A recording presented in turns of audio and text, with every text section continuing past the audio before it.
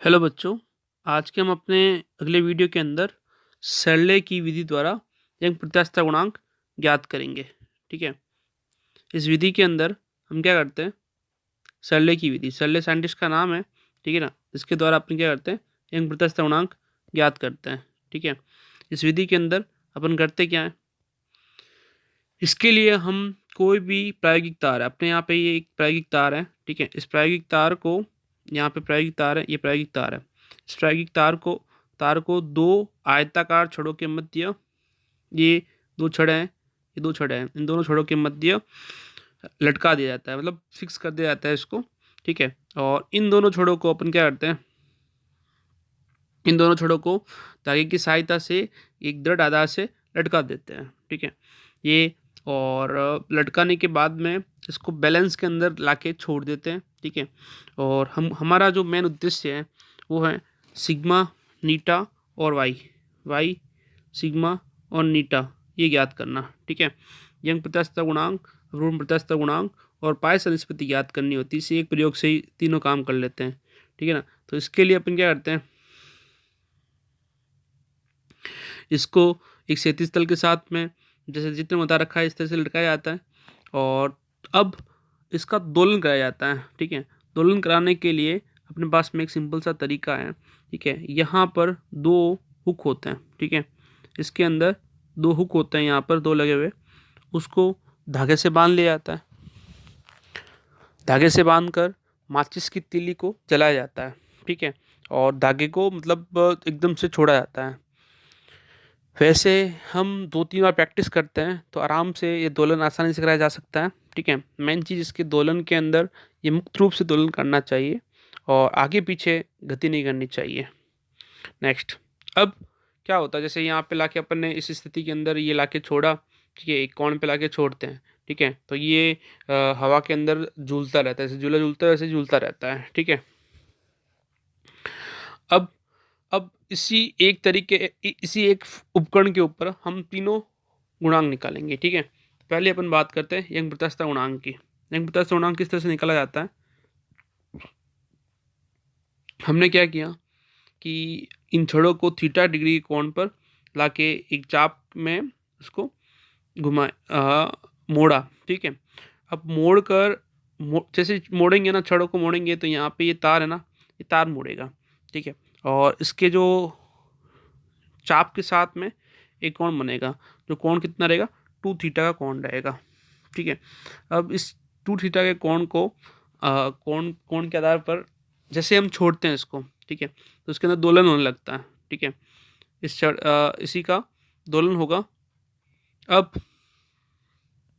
सबसे पहले अपन इस डायग्राम के अंदर ये जो छड़ की लंबाई है, यहाँ पे जो छड़ की लंबाई दर्शा रखी है, इस छड़ की लंबाई जो हो जाएगी अपने पास में, वो छड़ की लंबाई हो जाएगी L। ये जो लंबाई है L है और ये जो अपने दूरी रेखी है, ये जिस कोण से मोड़ा है अपने पास में, ये R त्रिज्या है। ठीक है। तो इसके आधार पर अपने पास में जो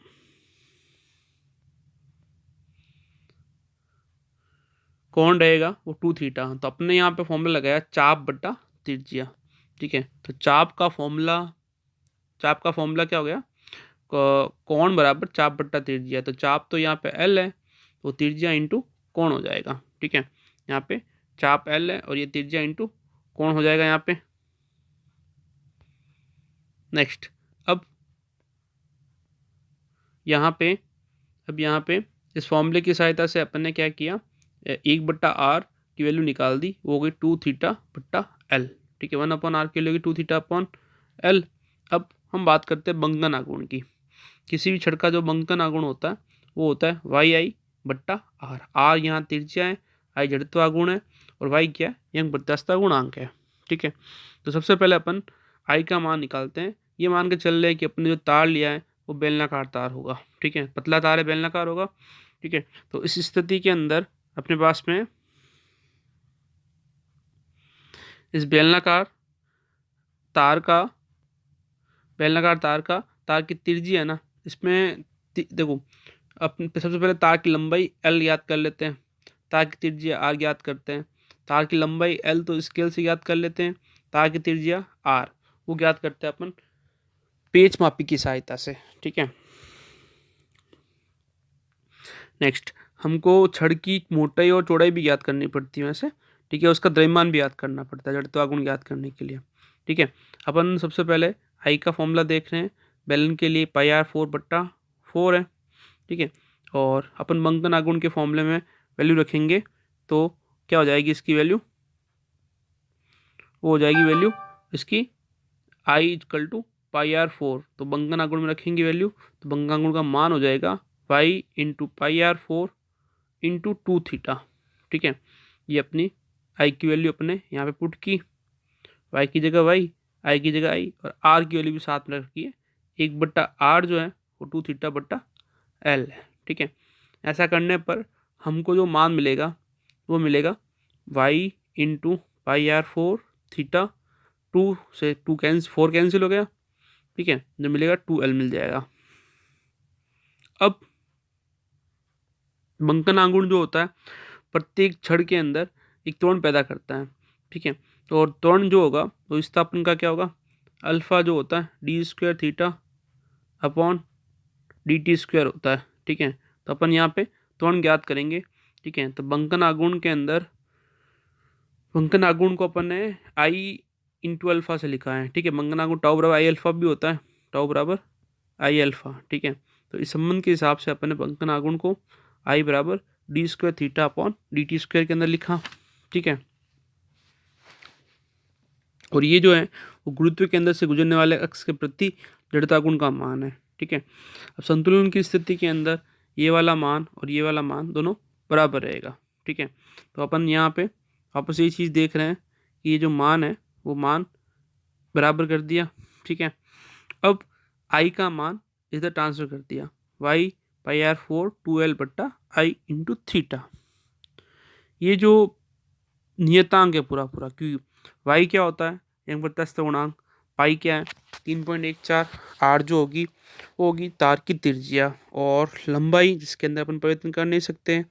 आई जो होगा वो बेलनाकार तार के लिए अपन बता ही रहे हैं कि आई की वैल्यू रहेगी पाई आर 4/4, तो ये भी नियत है। मेन जो चीज़ है वो थीटा है, कोण विस्थापन, ठीक है। तो कोण विस्थापन का मान समय के साथ परिवर्तित होगा। यहाँ से इस पूरे गुणांक को अपन ने ओमेगा² माना, ठीक है। वाई पाई आर 4/2L को अपन ने ओमेगा² माना, ठीक है। तो इसकी सहायता से अपन समीकरण को लिख सकते हैं d²θ/dt² इंटू ओमेगा²θ, ठीक है। नेक्स्ट आगे देखते हैं, ये जो मान है इस मान की सहायता से ओमेगा का मान है, ओमेगा के मान की सहायता से अपन निकाल लेंगे आवर्तकाल। जो आवर्तकाल होगा, आवर्तकाल क्या होगा 2π/ओमेगा, 2π और बट्टा ओमेगा, ओमेगा की वैल्यू क्या हो जाएगी 2Li/y पाई आर 4। ये T1 का मान है, आवर्तकाल का मान है। ये आवर्तकाल का मान है जो अपन क्या करेंगे रख देंगे इसके अंदर। इस आवर्तकाल के मान की सहायता से अपन क्या करेंगे यंग प्रत्यास्थ गुणांक ज्ञात करेंगे। देखो आवर्तकाल ज्ञात करना बहुत ही आसान है। कैसे ज्ञात कर सकते हैं, इसके लिए मैं तुमको एक प्रायोगिक तरीका बताता हूँ। हम जो दोलन करवा रहे हैं उस दोलन का समय स्टॉप वॉच की सहायता से काउंट करते हैं कि कितना समय लगता है, ठीक है। मान लो अपन ने 20 दोलन कराए, 20 दोलन नहीं होते वैसे, प्रैक्टिकली देखते तो 10 दोलन या 5 दोलन ही होते हैं, ठीक है ना। तो 7-8 दोलन करा दिए।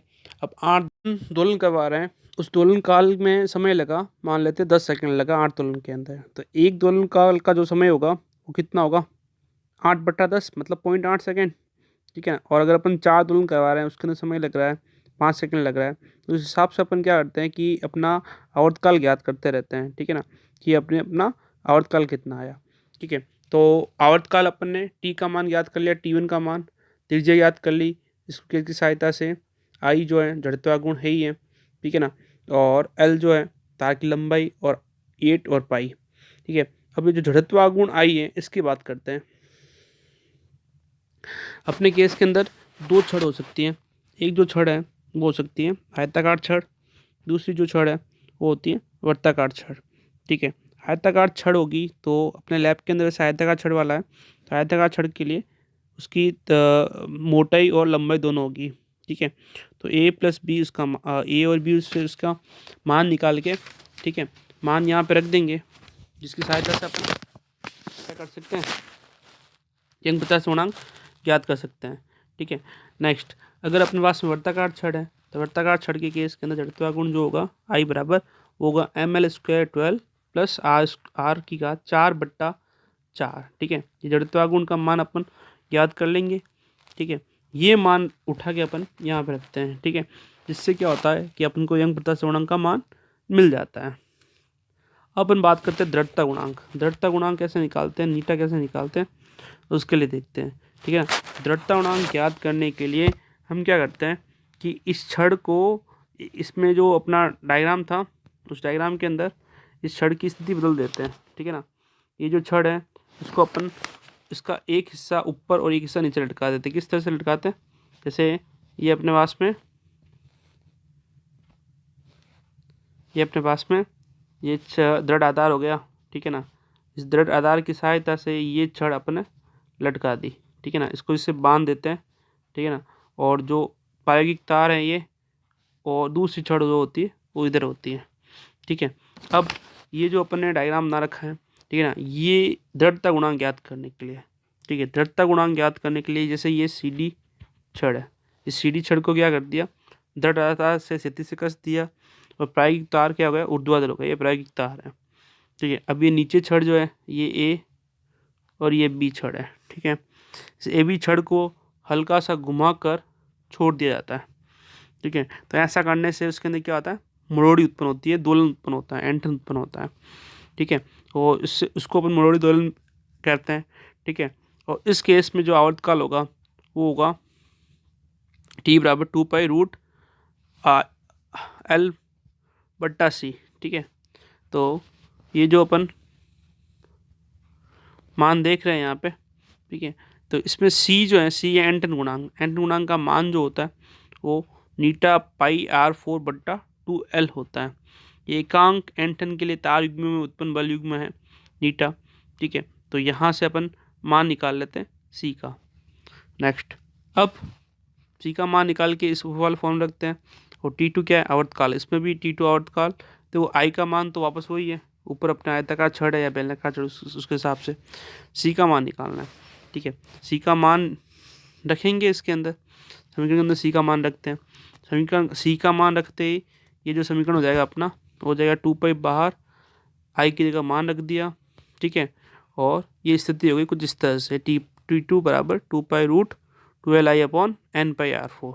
ठीक है, और यहाँ से अपन क्या करते हैं, यहाँ से अपन n का फॉर्मूला निकालते हैं, स्क्वायर करके t², 4 का स्क्वायर जगह 2 का स्क्वायर 4π², और 2 × 2 4 × 2 8π², एक पाई से कैंसिल हो जाएगा। ठीक है ना, 8π/Li/n t2² ठीक है, इस फॉर्मूले की सहायता से अपन बीटा ज्ञात कर लेते हैं। अब अपने पास में एक संबंध और भी है। कौन सा वाला संबंध है, वो है अपने पास में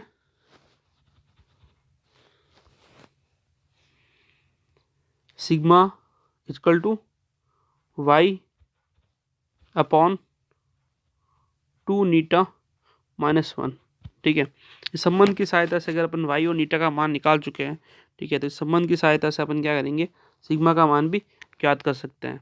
ठीक है, तो सिग्मा का मान एक्चुअल में t2² -